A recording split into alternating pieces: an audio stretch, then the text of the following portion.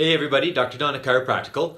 I had a lot of good questions in the office after the last video on supplement basics, so I thought that today I could do a quick video for you about a few supplements for joints and osteoarthritis. Now, there's many supplements that can help joints as well in other ways by decreasing inflammation and swelling and reducing pain in joints. But the three supplements here I'm going to go through help build up cartilage itself.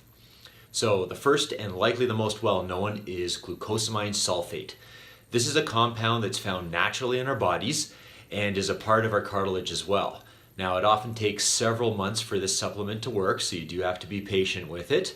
But it does build up the cartilage, and currently it's recommended that you take 1,500 milligrams a day if you have osteoarthritis, and then 750 milligrams a day for maintenance or if you don't have osteoarthritis.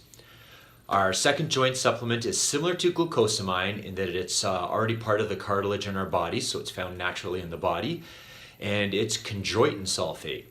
An often recommended dose for chondroitin sulfate is 800 milligrams twice per day. It is a little more costly than the glucosamine, just to note.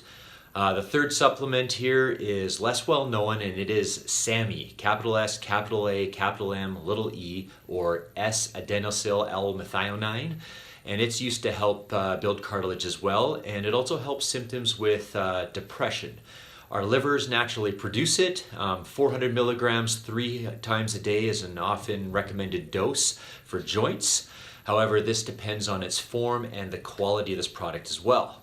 This supplement is also quite expensive, so just to know that ahead of time, and it also takes time to work. And lastly, a note of caution. Although glucosamine and chondroitin are quite safe, be sure to talk with your healthcare provider regarding your specific situation. And with SAMe potentially having effects on your emotional state, please do the same there. So that's it for now.